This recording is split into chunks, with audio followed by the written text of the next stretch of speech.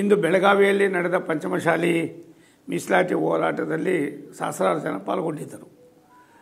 ಅವರನ್ನು ಚದುರಿಸಲು ಲಾಠಿ ಚಾರ್ಜ್ ಮಾಡಿ ಸಾಕಷ್ಟು ಜನರಿಗೆ ತೀವ್ರತರವಾದ ಪೆಟ್ಟಾಗಿದೆ. ಶಾಂತಿಯುತ ಹೋರಾಟ ಮಾಡುವವರನ್ನು ಲಾಠಿ ಚಾರ್ಜ್ ಮೂಲಕ ಹತ್ತಿಕ್ಕುವ ಪ್ರಯತ್ನ ಮಾಡಿರುವುದು ಸಿದ್ದರಾಮಯ್ಯ ಮುಖ್ಯಮಂತ್ರಿಗಳಾದ ಸನ್ಮಾನ್ಯ ಸಿದ್ದರಾಮಯ್ಯನವರಿಗೆ ಶೋಭೆ ತರುವಂಥದ್ದಲ್ಲ. ತಮ್ಮ ಹಕ್ಕನ್ನು ಪ್ರಜಾಪ್ರಭುತ್ವದ ವ್ಯವಸ್ಥೆಯಲ್ಲಿ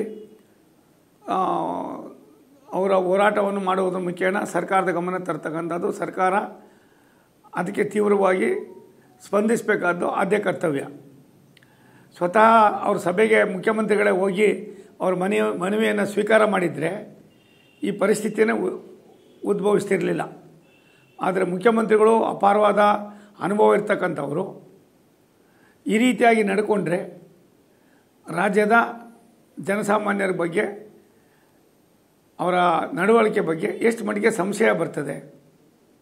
ಅದಲ್ಲದೆ 10 ಜನ ಲಾಠಿ ಚಾರ್ಜಿಂದ ಗಾಯ ಆಗಿ ತಮ್ಮ ಹಕ್ಕಿಗೋಸ್ಕರವಾಗಿ ಹೋರಾಟ ಮಾಡ್ತಕ್ಕಂಥವ್ರಿಗೆ ನೀವು ಈ ರೀತಿ ಮಾಡ್ತಕ್ಕಂಥದ್ದು ಸಮಂಜಸವಾದಲ್ಲ. ಸನ್ಮಾನ್ಯ ಸಿದ್ದರಾಮಯ್ಯನವರ ಮುಖ್ಯಮಂತ್ರಿಗಳಿಗೆ ಇದು ಶೋಭೆ ತರ್ತಕ್ಕಂಥದ್ದಲ್ಲ.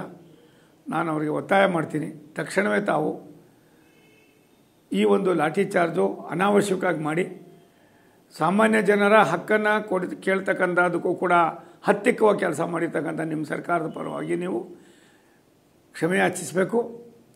ಈ ರೀತಿಯಾಗಿ ಸುಮಾರು ಜನ, ನೂರಾರು ಜನರಿಗೆ ಹೊಡೆತ ಬಿದ್ದು ಸಾಕಷ್ಟು ಪೆಟ್ಟುಗಳಾಗಿ ತೀವ್ರತರ ಗಾಯಗಳಾಗಿರ್ತಕ್ಕಂಥ ಈ ಒಂದು ಘಟನೆಗೆ ನೀವು ಒಂದು ಉನ್ನತ ಮಟ್ಟದ ತನಿಖೆಯನ್ನು ಮಾಡಿ ಇನ್ನು ಮುಂದೆ ಈ ರೀತಿಯಾಗಿ ಬರ್ತಕ್ಕಂಥ ಜನರಿಗೆ ಸರ್ಕಾರದಲ್ಲಿ ಒಂದು ಧ್ವನಿಯಾಗಿ ಕೇಳ್ತಕ್ಕಂಥವ್ರಿಗೆ ಒಂದು ನಂಬಿಕೆ ಬರಬೇಕಾಯ್ತು ಅಂದರೆ ಇದಾಗಿರ್ತಕ್ಕಂಥದ್ದು ನಾನು ಖಂಡಿಸ್ತೀನಿ.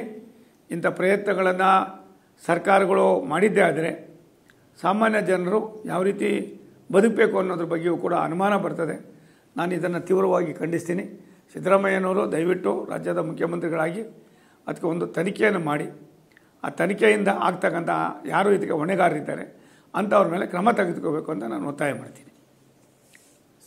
ಇನ್ನೊಂದು, ಸ್ವಾಮೀಜಿ ಲಾಠಿ ಚಾರ್ಜ್ ಆಗಿರುವಂತದ್ದು ಅನುಮಾನ ವ್ಯಕ್ತಪಡಿಸಿದ್ದಾರೆ. ಇದ್ರ ಹಿಂದೆ ದೊಡ್ಡ ಷಡ್ಯಂತ್ರ ಇದೆ ಅಂತ ಸ್ವಾಮೀಜಿ ಆರೋಪ ಮಾಡಿದ್ದಾರೆ ಸರ್.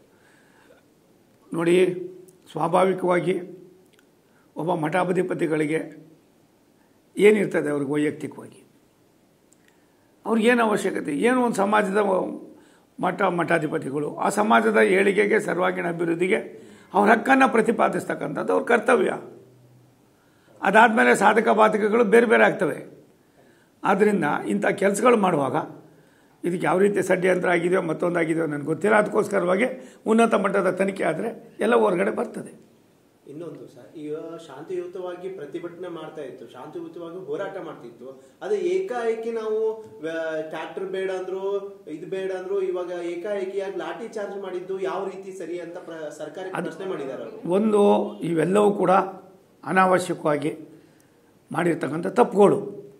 ಆ ತಪ್ಪುಗಳಿಗೋಸ್ಕರವಾಗಿ ಉನ್ನತ ಮಟ್ಟದ ಒಂದು ತನಿಖೆಯನ್ನು ಮಾಡಿ ಅಂತ ಅಂದ್ಬಿಟ್ಟು ನಾನು ಭಾರತ ಸರ್ಕಾರದ ಒಬ್ಬ ಮಂತ್ರಿಯಾಗಿ ಅವ್ರ ಸಮಾಜದ ಶ್ರೇಯೋಭಿವೃದ್ಧಿಗೆ ಅವ್ರು ಕೇಳ್ತಕ್ಕಂಥ ಅವರ ಹಕ್ಕನ್ನು ಕಸಿತಕ್ಕಂಥ ಪ್ರಯತ್ನ ನಮ್ದು ಯಾರ್ದು ಅಲ್ಲ. ಇದಕ್ಕೆ ಯಾವ ರೀತಿ ಮಾಡಬೇಕು, ಏನು ಮಾಡಬೇಕು ಅನ್ನೋದು ಬೇರೆ. ಅದಕ್ಕೋಸ್ಕರ ಉನ್ನತ ಮಟ್ಟದ ತನಿಖೆಯನ್ನು ನಾನು ಒತ್ತಾಯಿಸ್ತೀನಿ. ಇನ್ನೊಂದು ಸರ್, ಈ ಹೋರಾಟದ ಮಾಡ್ತಾ ಇದ್ದೆ, ಇದ್ರ ಬಗ್ಗೆ ನಾವು ಮುಂದಿನ ಮತ್ತಷ್ಟು ಹೋರಾಟ ಮಾಡ್ತೀವಿ ಅಂತ, ಮುಂದಿನ ದಿನಗಳಲ್ಲಿ ಹೋರಾಟದ ರೂಪರೇಷೆಯನ್ನು ಹೇಳ್ತೀವಿ ಅಂತ ಸ್ವಾಮೀಜಿ ಹೇಳಿದ್ದಾರೆ. ಯಾವ ರೀತಿ ಇರ್ಬೋದು ಅಂತ ನನಗದೇನು ಗೊತ್ತಿಲ್ಲ. ನಾನು ಸ್ವಾಮೀಜಿಯವ್ರನ್ನೂ ಭೇಟಿ ಮಾಡಿಲ್ಲ, ಮತ್ತೊಬ್ಬರನ್ನೂ ಭೇಟಿ ಮಾಡಿಲ್ಲ, ಮಾತಾಡೂ ಇಲ್ಲ. ನನಗೆ ಈ ರೀತಿಯಾದ ಘಟನೆಗಳು, ನಾನಿವತ್ತು ಎಸ್ ಎಂ ಕೃಷ್ಣ ಅವರು ತೀರೋಗಿದ್ದಕ್ಕೋಸ್ಕರವಾಗಿ ನಾನು ಬೆಂಗಳೂರಿಗೆ ಬಂದಾಗ ಅಲ್ಲೇ ಕೇಳಿದ್ರಿ ಯಾರೋ ಮಾಧ್ಯಮದವರು. ನಾನು ಅಲ್ಲಿ ಹೇಳೋದು ಬೇಡಪ್ಪ ಅಂತ ಅಂದ್ಬಿಟ್ಟು ಅದಾದಮೇಲೆ ಬರ್ತಾ ನಾನು ಫೋನಲ್ಲಿ ಕೆಲವರ ಹತ್ರ, ಅಧಿಕಾರಿಗಳ ಹತ್ರ, ಬೇರೆಯವ್ರ ಹತ್ರ ತಿಳ್ಕೊಂಡಿದ್ದರಿಂದ ನನಗೆ ಮನಸ್ಸಿಗೆ ನೋವಾಯಿತು. ಒಬ್ಬ ನಾಗರಿಕ ಸರ್ಕಾರ ಈ ರೀತಿ ನಡ್ಕೋಬಾರ್ದು ಅನ್ನೋದಷ್ಟೇ. ಅದಕ್ಕೋಸ್ಕರ ಸಿದ್ದರಾಮಯ್ಯ ಸಾಹೇಬರು ತಕ್ಷಣ ಇದಕ್ಕೆ ಒಂದು ಉನ್ನತ ಮಟ್ಟದ ತನಿಖೆ ಆಗಲಿ ಅಂತ ನಾನು ಒತ್ತಾಯಿಸ್ತೀನಿ.